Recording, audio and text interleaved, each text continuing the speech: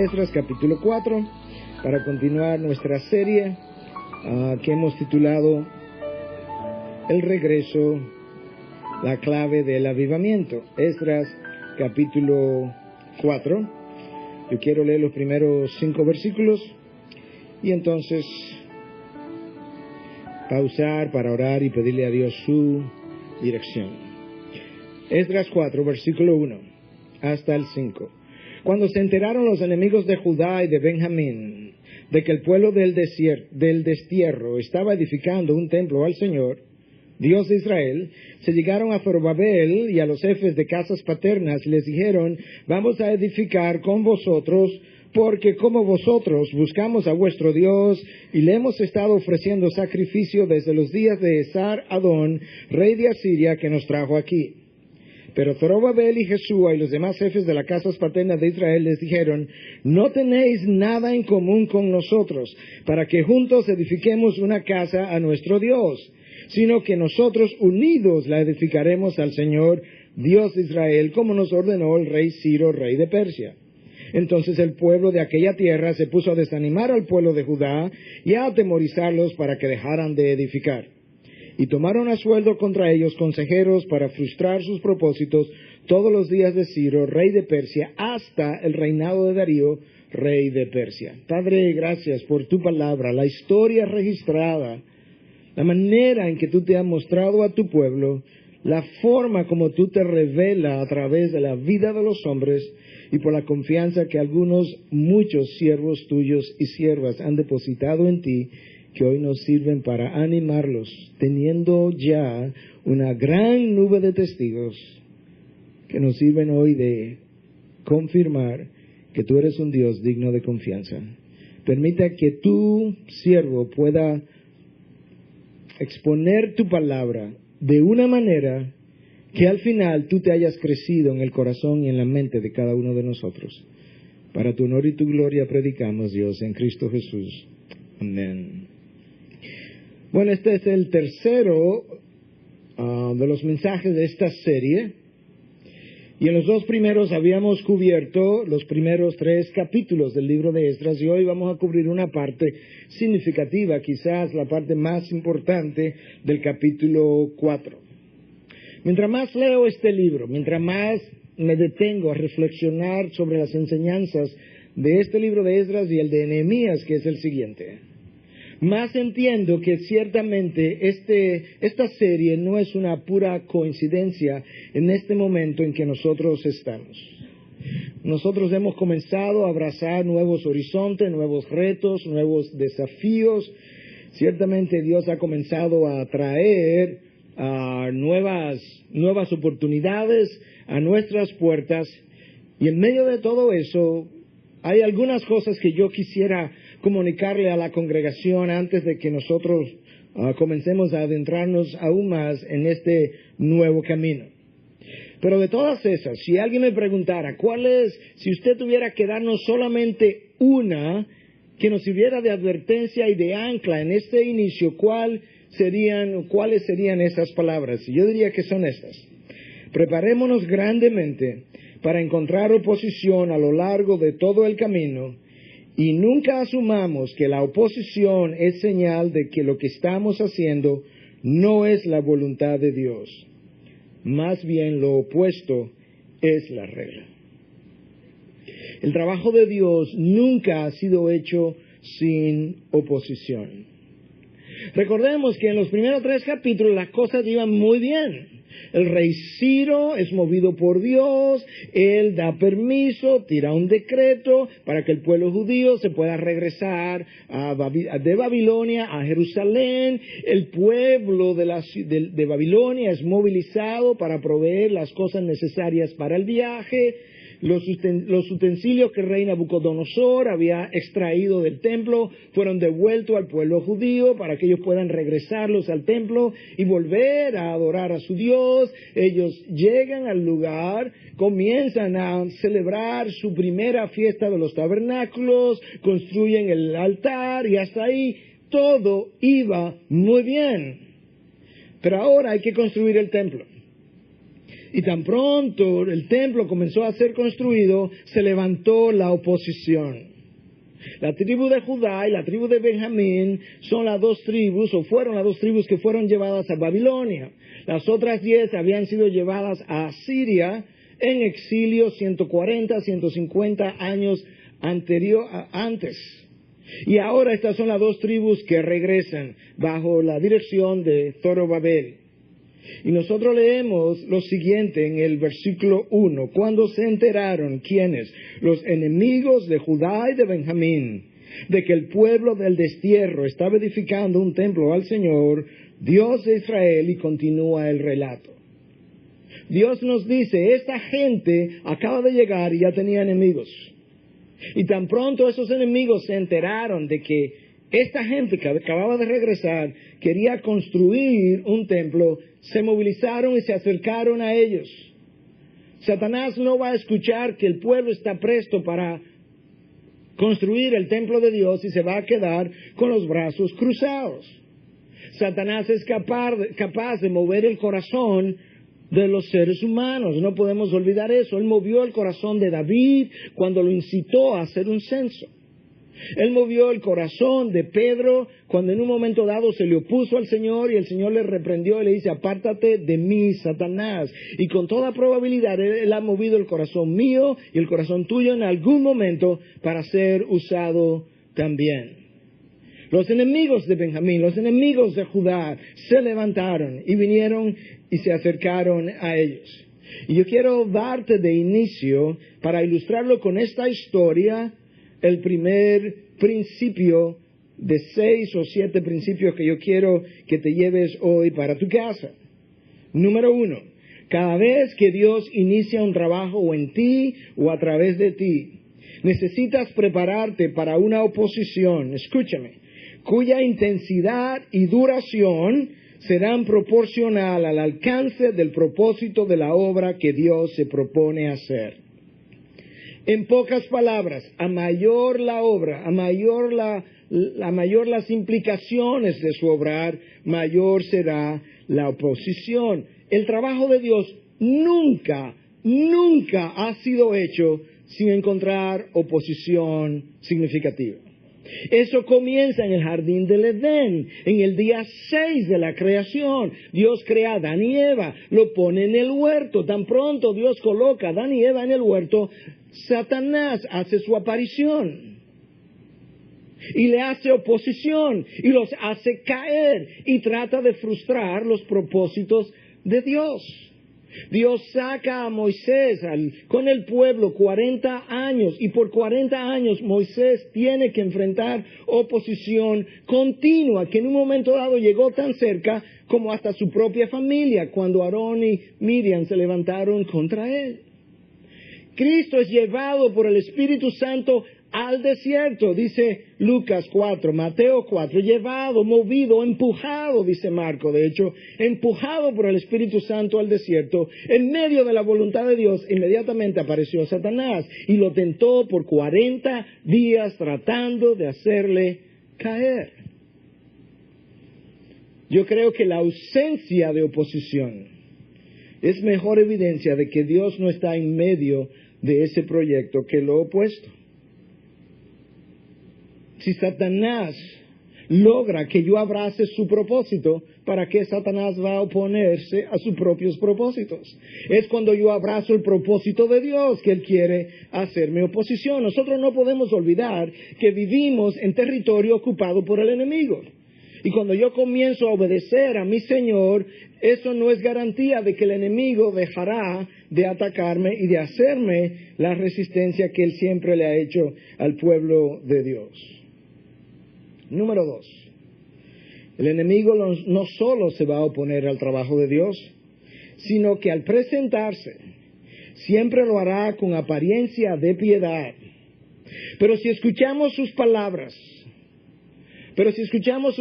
con detenimiento y discernimiento, nosotros vamos a descubrir con frecuencia la falsedad de sus intenciones. El versículo 2 dice que los enemigos se llegaron a Zorobabel y a los jefes de casas paternas y les dijeron, vamos a edificar con vosotros, porque como vosotros buscamos a vuestro Dios y le hemos estado ofreciendo sacrificio desde los días de Esar-Adón, rey de Asiria, que nos trajo aquí. Nota cómo esta gente es identificada como enemigos en el versículo 1, pero en el versículo 2 ellos no suenan como enemigos. Ellos vienen y le dicen, nosotros queremos edificar, ayudarte a edificar la casa al Dios de vosotros, que dicho sea de paso, Zorobabel y Jesúa, nosotros hemos estado adorando también, y lo hemos estado adorando desde el tiempo en que el rey Esar-Adón nos trajo aquí. Es como que imagínate que tú te mudes a una nueva casa. Y el vecino viene ahora a ayudarte. Y te dice, vecino, yo quiero ayudarlo. Yo quiero ayudarte a arreglar el patio. Lo más natural es que tú le des las gracias y aceptes su ayuda. Pero tú tienes que conocer toda la historia detrás. Y yo quiero darte a conocer un poco de la historia detrás de esta gente que vino a ayudar. Porque esta gente había sido traída desde Asiria. Había sido colocada en el área de Palestina, donde las 10 tribus fueron desplazadas para repoblar el área. Ellos se mezclaron con judíos y formaron los samaritanos. Los samaritanos son los que se acercan ahora a los judíos y le ofrecen la ayuda. Cuando ellos vinieron de Asiria, resulta que por un tiempo se desató entre ellos una plaga, si pudiéramos decir, de ataques de leones.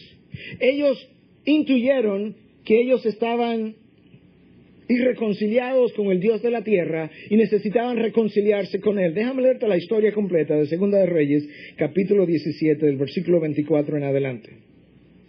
Y el rey de Asiria trajo hombres de Babilonia, de Cuta, de Ava, de Amat y de Sepharvaim, y los puso en las ciudades de Samaria, en lugar de los hijos de Israel. Y tomaron posesión de Samaria y habitaron en sus ciudades. Y aconteció que como al principio de habitar ellos allí no temieron al Señor, el Señor envió leones entre ellos que mataron a muchos de ellos. Entonces hablaron al rey de Asiria diciendo, las naciones que has llevado al destierro a las ciudades de Samaria no conocen las costumbres del Dios de la tierra. Por eso Él ha enviado leones entre ellos, y he aquí los leones los matan, porque ellos no conocen la costumbre del Dios de la tierra. Y el rey de Asiria ordenó diciendo, llevar allá a uno de los sacerdotes que llevasteis al destierro, y que él vaya y habite allí, y que les enseñe la costumbre del Dios de la tierra. Y vino uno de los sacerdotes que habían llevado al destierro desde Samaria, y habitó en Betel, y les enseñó cómo habían de temer al Señor, a Jehová. Pero cada nación continuó haciendo sus propios dioses, y los pusieron en las casas de los lugares altos que los samaritanos habían hecho, cada nación en las ciudades en que habitaban. Esto es lo que está ocurriendo. Los asirios intuyeron, estamos mal con el Dios de este lugar, le pidieron al rey que trajera a alguien que le enseñara a llevar las costumbres del Dios del área, de Jehová. El rey le manda un sacerdote judío de los que se habían llevado al destierro en Asiria. Él regresa, llega al área de Betel y les instruye en cuanto a cómo adorar a Jehová. El problema es que el texto dice que ellos, aunque aprendieron a adorar a Jehová, no dejaron de adorar sus propios dioses. Y nosotros tenemos que cuidarnos de que no nos ocurra la misma cosa. Que nosotros seamos sacados de las tinieblas a su luz admirable. Que nosotros no pasemos de incrédulos a creyentes. Que no pasemos a las filas de la familia o de la fe cristiana. Y abracemos a Cristo como nuestro nuevo Señor sin dejar de abrazar nuestros viejos dioses. Que van a depender de diferentes, van a ser diferentes dependiendo de nuestro trasfondo. Para algunos quizás sean logros, títulos, reconocimientos, música, posesiones, posiciones, no sabemos, pero con frecuencia eso es exactamente lo que ocurre. Aprendemos a adorar a Cristo, el nuevo Dios que ahora reina en nosotros, pero no queremos todavía dejar de adorar los dioses anteriores. Y cuando hacemos eso, nos parecemos a estas naciones que vinieron a ayudar a la tribu de Judá y de Benjamín. Ahora escucha, esta gente fue abordada por personas que aparentemente tenían buenas intenciones y que decían conocer a su Dios, pero no se acercaban a Él en sus propios términos. Y ciertamente cuando ellos dijeron que adoramos a vuestro Dios y le hemos ofrecido sacrificio desde los días del rey tal, ellos no estaban mintiendo, pero esa no era toda la verdad. Y eso es uno de los problemas de las tácticas de Satanás, que él logra mezclar parte de la verdad con parte de la mentira, y la parcialidad de la verdad me hace creer que yo estoy en la verdad. De hecho, reflexionando sobre este texto y sobre lo que acabo de decir, puedo reconocer que por experiencia personal, en ocasiones, cuando Satanás ha logrado confundirme, es haciendo exactamente eso. Conociendo yo parte de la verdad o un gran segmento de la verdad, él ha logrado introducir en mi mente distorsiones, exageraciones, verdades parciales, que cuando se mezclan con la verdad, ya no estoy en la verdad de Dios. Y eso es uno de los grandes problemas.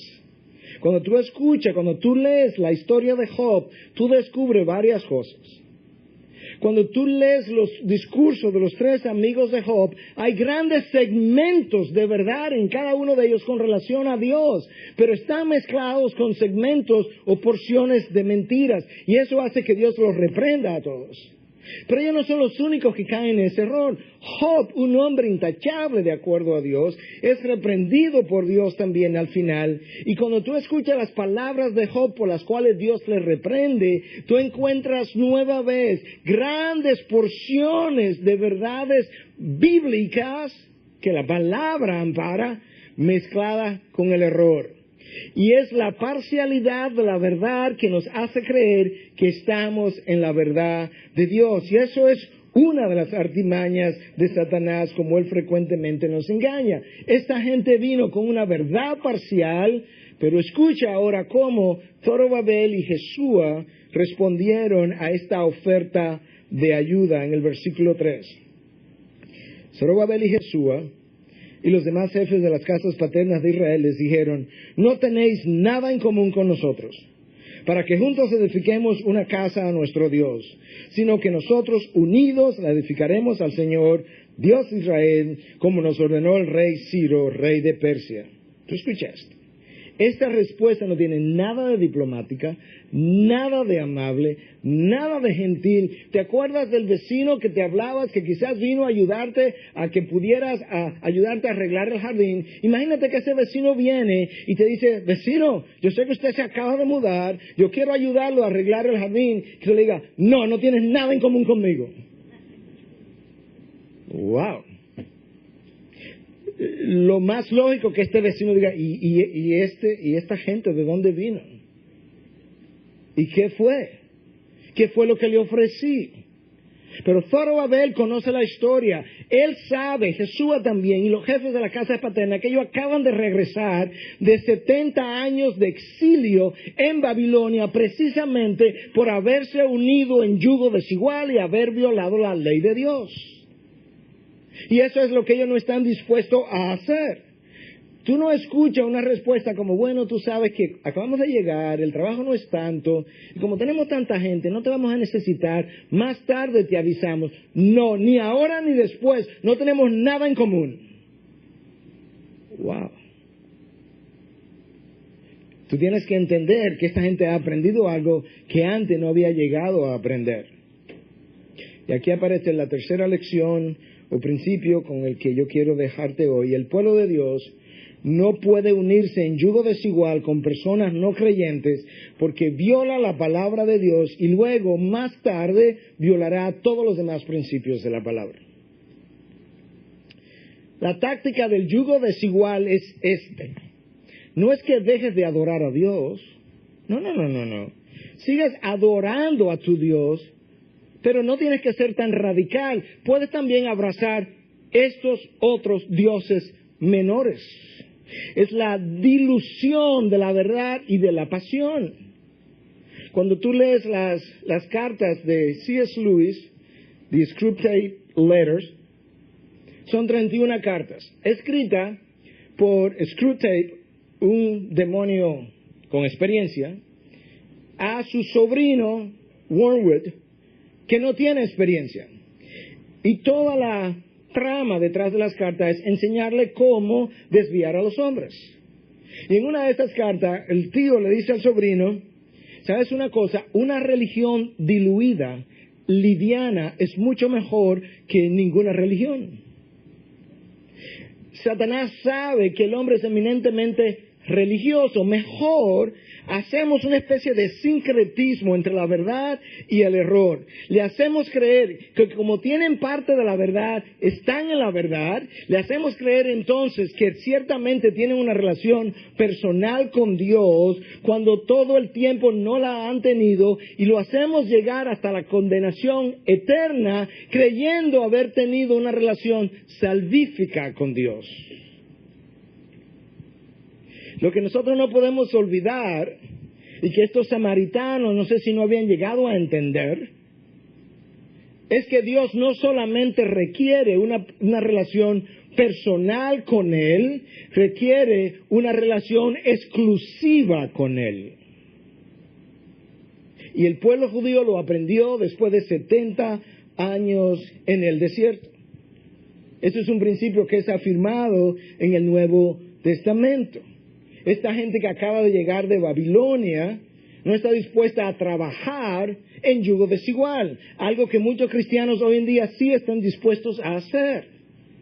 La enseñanza del Nuevo Testamento no es para novios, novias, esposos, esposas exclusivamente. Yo no sé de dónde hemos obtenido ese principio. Nosotros vemos a lo largo de toda la historia del pueblo de Dios, la preocupación de Dios para que su pueblo no entre en yugo desigual, porque Dios no solamente está interesado en la influencia que un novio o esposo me pueda hacer, sino que está interesado en la mala influencia que cualquier persona con quien yo esté relacionada me pueda hacer. La palabra dice, las malas compañías, nota que no dice de los novios y esposos, o novias o esposas, las malas compañías corrompen las buenas costumbres, no importa quiénes sean ellas. La manera como el apóstol Pablo lo dice en 2 Corintios 6, 14 al 17, no estéis unidos en yugo desigual con los incrédulos. Pues ¿qué asociación tiene la justicia y la iniquidad? ¿O qué comunión la luz con las tinieblas? ¿O qué armonía tiene Cristo con Belial? ¿O qué tiene en común un creyente con un incrédulo? ¿O qué acuerdo tiene el templo de Dios con los ídolos? Porque nosotros somos el templo del Dios vivo, como Dios dijo, habitaré en ellos y andaré entre ellos y seré su Dios y ellos serán mi pueblo. Por tanto, salid de en medio de ellos y apartaos, dice el Señor, y no toquéis lo inmundo y yo os recibiré. Realidades, hermanos, como pastor, yo sé que algunos de ustedes han estado cosechando consecuencias de haber entrado en yugo desigual, quizás con una amistad, quizás en un matrimonio, quizás en el mundo de los negocios. Y eso me duele. Pero le voy a decir que me duele aún más. Y le comentaba al primer grupo que me duelen las ovejas mientras más años voy adquiriendo y mientras Dios va formando más aún el corazón de pastor en mí, más me duelen las ovejas. Y lo que más me duele aún es cuando ovejas del redil han entrado en yugo desigual, han ido a su propio destierro en Babilonia por un periodo X, han pagado el precio, se cumplieron sus 70 años simbólicamente hablando, salieron de la esclavitud y hoy en la libertad están a punto de entrar en la misma relación de yugo desigual que los entró en problema en el primer lugar. Tú no sabes cuánto a mí me carga esa situación. Porque sabemos que las consecuencias de los segundos serán peores que la primera. No puedes hacer eso. Recuerda una cosa. La naturaleza de algo determina su asociación. Los gatos se reúnen con gatos. Los perros y los gatos frecuentemente se pelean, no tienen la misma naturaleza. Los perros con perros, los caballos con caballos. El día que tú naciste de nuevo, Pedro nos dice que fuimos hechos copartícipes de la naturaleza divina. Esa nueva naturaleza, ¿qué tiene en común con la naturaleza de los incrédulos? Eso es exactamente como Pablo lo dice, estableciendo el contraste entre uno y otros. Escucha como Pablo dice, ¿qué tienen en común? ¿Qué asociación hay entre la justicia de Dios y la iniquidad? Entre la luz con las tinieblas, entre Dios con Belial, entre el templo de Dios que somos nosotros y los ídolos, o entre el creyente y el incrédulo. ¿Qué hay en común? Y nosotros necesitamos recordar eso porque estamos en un tiempo crucial de la iglesia.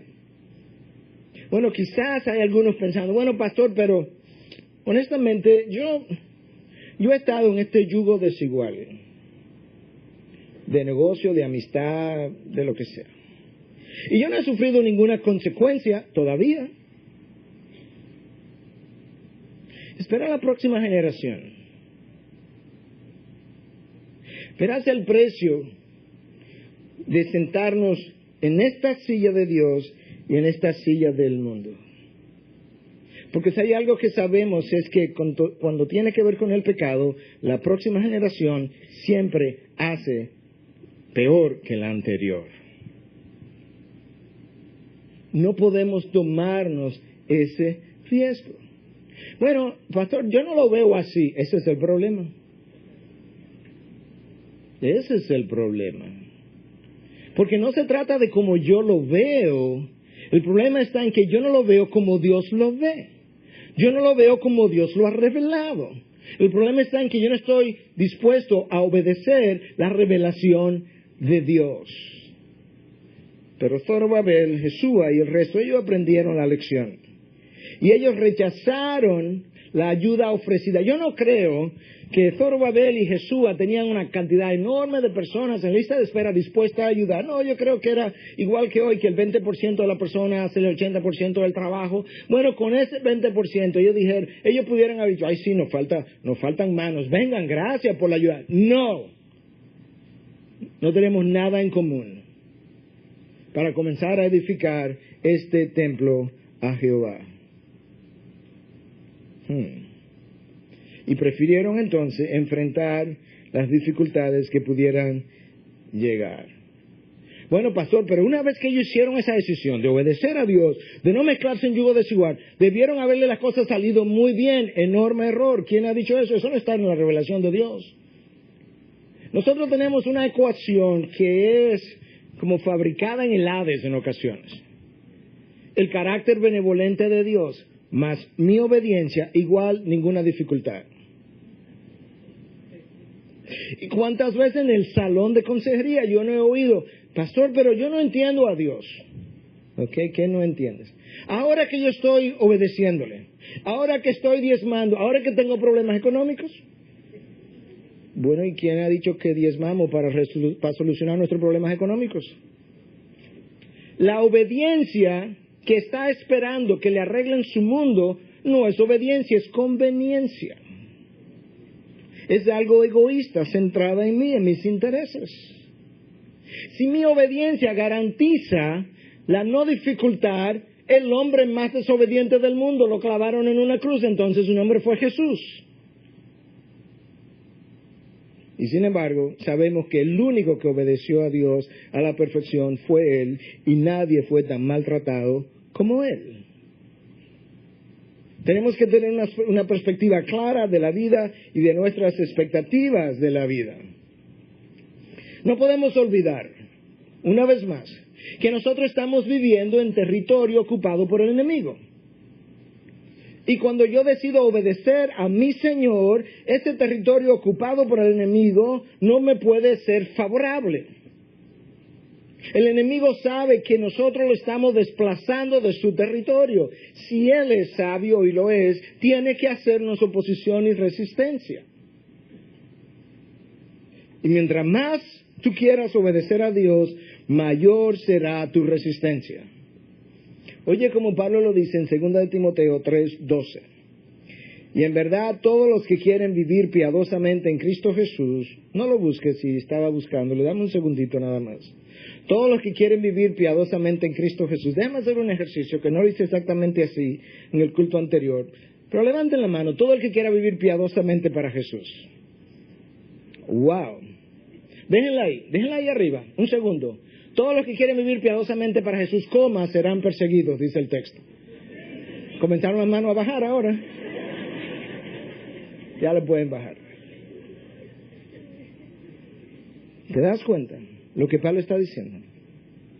Cuando las acusaciones, las difamaciones, las exageraciones, las dilaciones, los inconvenientes, los obstáculos, la resistencia, la oposición están ausentes de mi vida, revisa tu vida de piedad. Porque la palabra de Dios revela que todos los que quieran vivir piadosamente en Cristo Jesús seremos perseguidos. Quizá no a la manera del primer siglo, pero a la manera de hoy. ¿Te das cuenta?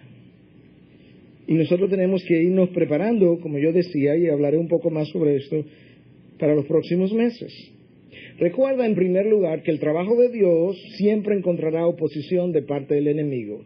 En segundo lugar, el enemigo, cuando se presenta, siempre vendrá inicialmente con apariencia de piedad. Y número 3, el yugo desigual tiene un alto precio. Número 4, cuando el enemigo no logra infiltrar las filas del pueblo de Dios, tratará de desanimarlo desde afuera para detener el propósito de Dios. La infiltración es la meta inicial. El sincretismo, la combinación de ideas, la dilución de la verdad, la dilución de la pasión, el enfriamiento de esa pasión inicial que tenías. Pero si no lo puedo hacer desde adentro, entonces te desanimo desde afuera. Versículo 4. Entonces el pueblo de aquella tierra se puso a desanimar al pueblo de Judá. Yo creo que el desánimo es el arma más poderosa que el enemigo usa contra nosotros. Hay una historia de que Satanás en una ocasión creó un mercado de pulgas y tenía diferentes herramientas y todas tenían su nombre y todas estaban on sale, ¿cómo se llama? En especial, gracias.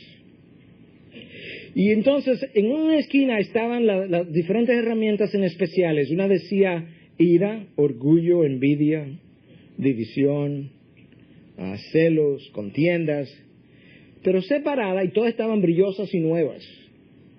Pero separada había un arma que estaba sumamente gastada por el tanto uso, que tenía el precio más alto, y el comprador le llamó la atención. Y dice, ¿por qué es que esta arma que tiene el nombre del desánimo es tan costosa? Y dice, ¿y por qué está tan gastada? Es que es el arma que yo más uso, y es el arma más efectiva. Y ciertamente yo creo que Satanás conoce nuestra humanidad, cómo somos. Cada uno de nosotros no se desanima con la misma frecuencia y de la misma manera. Tenemos diferentes formas y diferentes razones. Algunos de nosotros nos desanimamos de acuerdo a nuestra personalidad. Y mientras más yo quiero controlar algo, más tiendo a desanimarme, porque ni la vida ni el ministerio son controlables ni manejables. Si hay algo que a veces exaspera a la gente, es que Dios es incontrolable. Otros no se toman la vida tan seriamente y a veces yo quisiera ser así. Y no se desaniman tanto porque piensan, bueno, sí está bien, fracasé, pero la próxima vez será mejor. Otros, cuando somos idealistas, o cuando somos perfeccionistas, tendemos a desanimarnos con más regularidad. Porque las cosas raramente salen como las planeamos. Y si hay algo que nos desanima a todos, es cuando las cosas no salen como yo las planifiqué o como yo quisiera verlas. En ocasiones idealizamos el pasado y comparamos el presente con esa idealización que hemos hecho del pasado hasta que encontramos el pasado. Idealizamos un ministerio, una iglesia, hasta que llegamos a conocerlo mejor. Y para no apuntar reos hacia ningún otro lado, quizás alguien no conoce la IBI y la conoció desde afuera. ¡Wow! Lo que está pasando, qué bueno, extraordinario. Y luego entramos a la IBI y nos damos cuenta, está compuesta de personas también, con los mismos problemas que la carne humana trae consigo. Y te das cuenta entonces cómo nosotros somos. ¿Sí? Yo le decía al grupo de líderes de nuestra iglesia recientemente, todas las iglesias, todos los ministerios, todas las compañías, todos los matrimonios, todas las familias, todas las relaciones, lucen mucho mejor desde afuera que desde adentro. Y esa es una enorme realidad. Y mientras más conozco la naturaleza humana, mientras más conozco mi propia naturaleza, más cierto eso se hace. Hermanos, si somos sinceros, solo Dios conoce la mugre que se esconde detrás de los mejores pensamientos de los hombres. Algunos de nuestros mejores pensamientos ocurren en la iglesia, en medio de la prédica, en medio de la adoración. Y solo Dios conoce cómo en medio de esos mejores pensamientos, en ocasiones hay pensamientos en nosotros de acusación, de celos, de envidia, de exageraciones, de distorsiones, de ira, de irreconciliación. Solamente el cuchillo sabe el corazón del ñame, pero solamente Dios sabe el corazón del hombre. Cada uno de nosotros tiene sus expectativas. Y cuando las expectativas no ocurren, no se dan, no las vemos, nos desanimamos. C.S. Lewis decía que de todo el armamentario de Satanás, si él tuviera que usar una sola arma, él usaría el desánimo. Número 5. Cuando el enemigo no logra disuadirte con el desánimo, él presionará para amedrentarte. Escucha, el versículo 4 comienza: entonces el pueblo de aquella tierra se puso a desanimar al pueblo de Judá, pero escucha cómo termina, y a atemorizarlos para que dejaran de edificar. Y a atemorizarlos para parar sus propósitos. Y escúchame, como pastor de la iglesia, este año, en el próximo año, nosotros estaremos navegando en aguas turbulentas, porque Dios nos ha abierto nuevas oportunidades. Nosotros estamos abrazando nuevas formas, nuevos lugares de ministración. Pero de antemano te digo que habrán dificultades. Y que no sea nuestra reacción, la reacción usual de la mayoría de nosotros, y yo sé porque yo he estado ahí. Que cuando nos amedrentamos o nos desanimamos, nuestra tendencia es a retirarnos a lo manejable y a lo controlable, a lo que conocemos. Pero Dios nunca ha guiado a su pueblo por caminos controlables y manejables. El desierto no era controlable y mucho menos manejable. Cuando el Señor quiso darle a los discípulos una lección de su control sobre la naturaleza y la necesidad de confiar en Él, Él, dice el texto, los empujó prácticamente a que subieran a la barca. Después que estaban en la barca, le dijo: no, yo me voy solo. Los dejó y Él se fue a la montaña a orar. Y a mitad de la noche, en la tercera vigilia, después que los discípulos tenían un tiempo ahí remando en medio de la tormenta, en medio de la tempestad, Él sabía, Él los estaba viendo, pero cuando se cansaron, entonces Él decide no calmar el viento, sino aparecerse en medio de la tormenta incontrolable. Y luego invita a Pedro a que salga a caminar.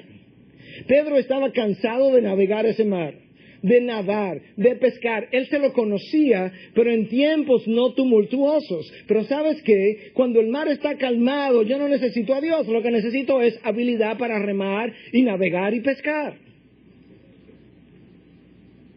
Pedro, tú no me necesitas para hacer lo que tú sabes hacer. Yo quiero, Pedro, ahora que probarte que puedes confiar en mí en medio de la tormenta incontrolable y los vientos soplando, las olas chocando contra la barca.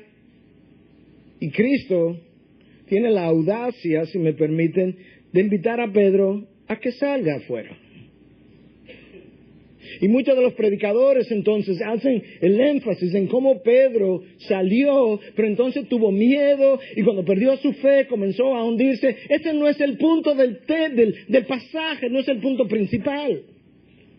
El punto principal es que Cristo le hace una invitación a Pedro a probar, a caminar en medio de lo que él no conoce, de lo que es más grande que él, de lo que él no puede manejar o controlar.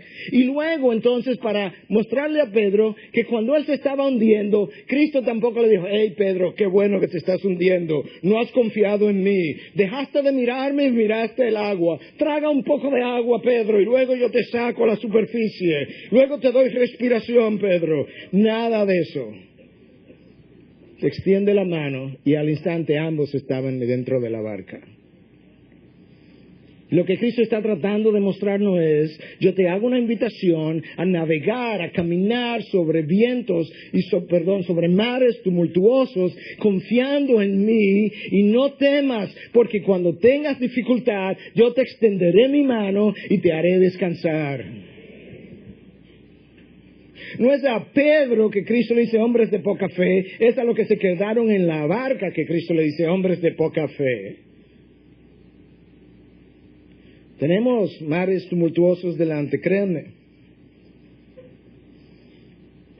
Pero tenemos que caminar sobre ellos. Tú no requieres fe para navegar en mares tranquilos. Lo que necesita es habilidad, pero se requiere de fe, determinación, confianza y visión para navegar en esas dificultades. Y sabes una cosa, Dios nos ha abierto una puerta ancha, una puerta grande. Y las puertas de Dios, sobre todo si son grandes, no carecen de adversarios. Mira cómo Pablo lo dice, 1 Corintios 16, 8 y 9. Porque me quedaré en Éfeso hasta Pentecostés, porque se me ha abierto una puerta grande para el servicio eficaz, y hay muchos adversarios. Pero yo no entiendo, pastor. Dios le ha abierto la puerta grande. Y esos adversarios, precisamente por lo grande de la puerta. ¿Tú has leído qué es lo que le pasa a Pablo en Éfeso? Dice: me voy a quedar en Éfeso.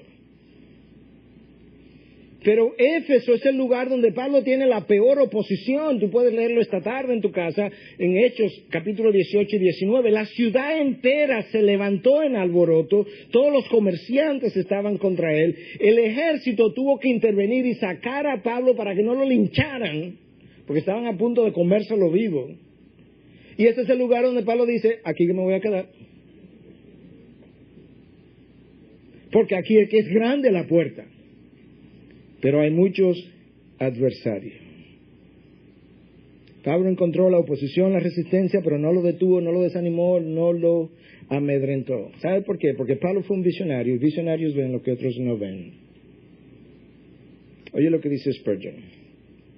No es tanto lo que vemos lo que nos amedrenta, sino lo que no vemos, y al no verlo lo exageramos. Como dirían en inglés, that's it. Eso es. No es lo que vemos, yo sé más o menos. Es lo que no vemos. Y al no verlo, lo exageramos. Leía un comentario de varios acerca del libro de Esdras, y Max Anders en su comentario decía lo siguiente: que a lo largo de la historia el pueblo de Dios ha tenido una respuesta predecible ante el miedo. Y muchas veces ha preferido retirarse a las iglesias en busca de la seguridad y el confort espiritual en un lugar no perturbado. Pero que ese proceso, en vez de fortalecer la iglesia, lo único que ha hecho es debilitarla, y mientras eso ocurre, la sociedad entra en desbalance. La iglesia perseguida es la iglesia aplaudida por ti y por mí, pero se nos olvida qué es lo que causa la persecución de la iglesia. Es el enfrentamiento de los valores de la sociedad con los valores de Cristo. Lo que hace que los reformadores terminen en la hoguera es el enfrentamiento del sistema, del status quo, de la sociedad con los valores de Cristo. Cuando la famosa Bloody Mary, la María la Sangrienta, la Reina María, que de ahí el nombre de Bloody Mary, del trago de alcohol, cuando ella manda a buscar a John Knox, de quien ella dice que le tenía más miedo a la lengua de Knox que a toda la armada de cualquier otro país, le dice a Knox, uno de los reformadores, mira Knox, cuando tú tengas algo que decirme, ven y dímelo en privado. Y Knox le dice, Dios no me ha llamado a hacer horas esperando en una sala de espera a la reina de este país. Cuando la reina quiera saber mi opinión con relación a algo, que venga y acuda a mi culto y venga a mi iglesia.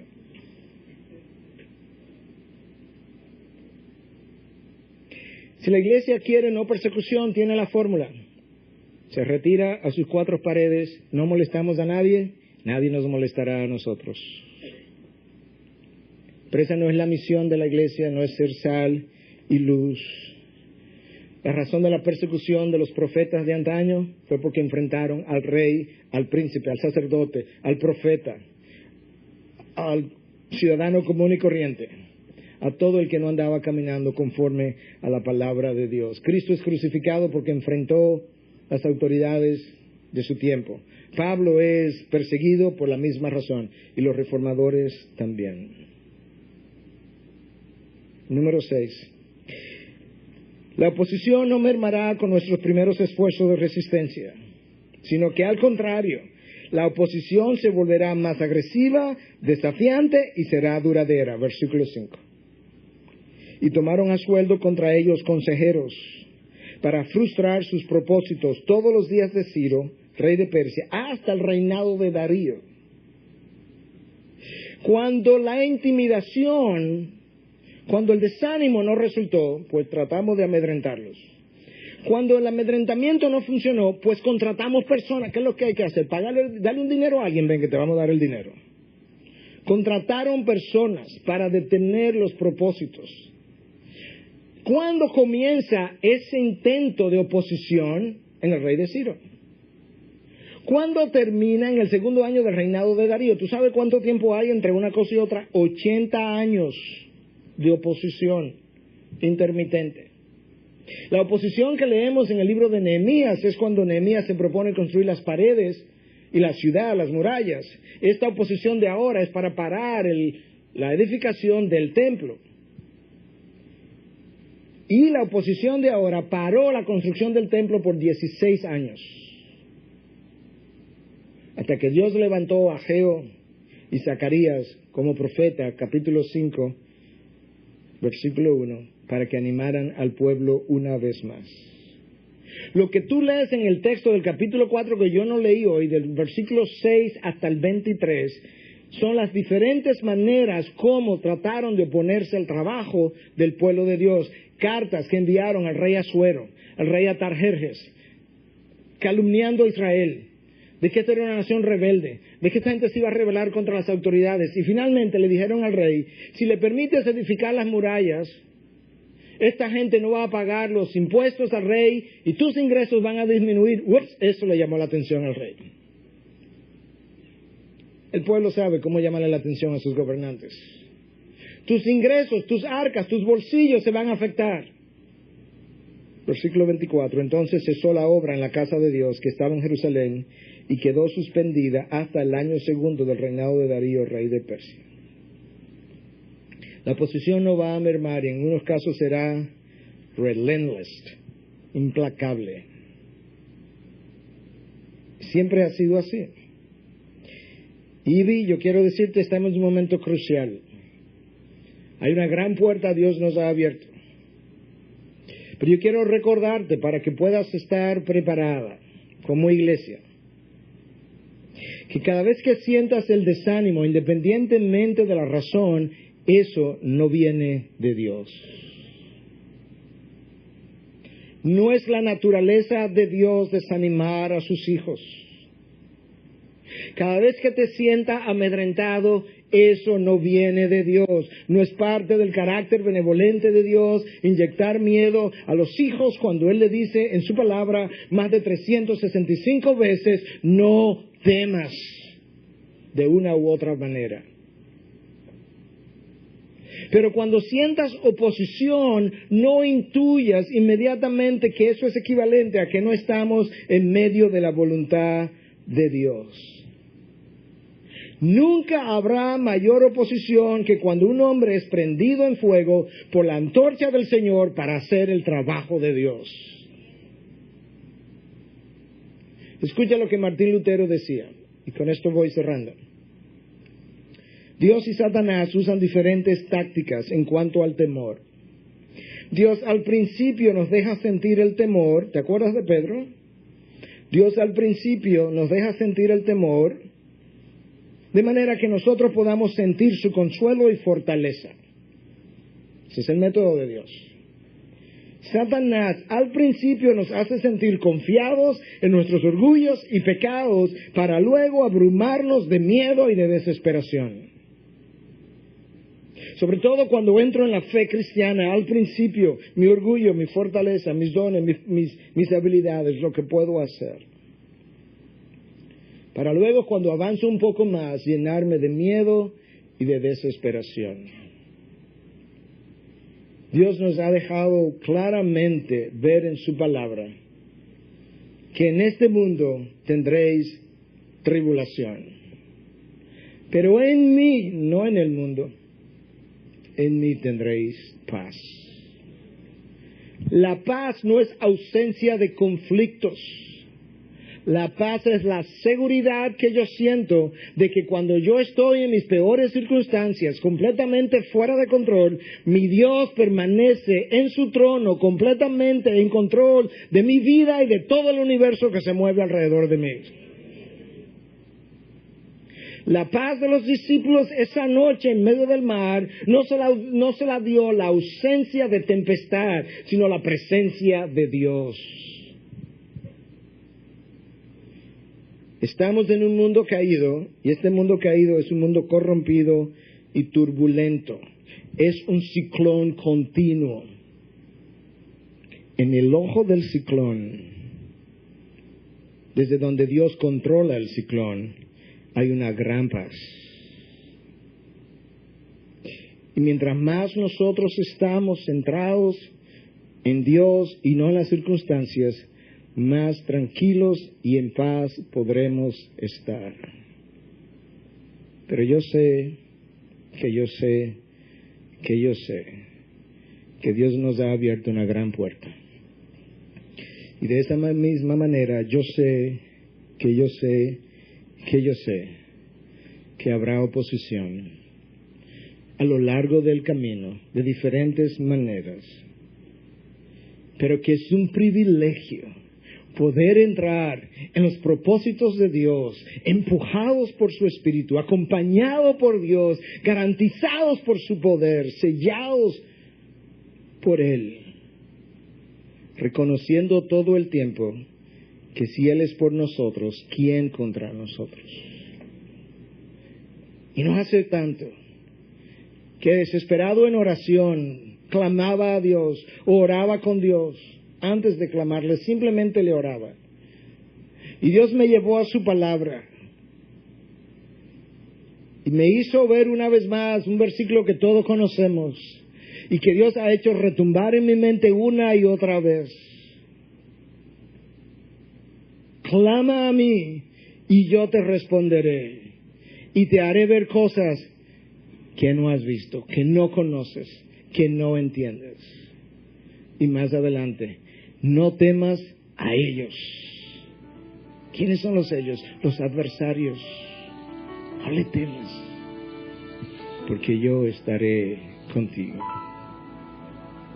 Y esa es una promesa, no solo para mi persona, esa es una promesa para cada hijo de Dios.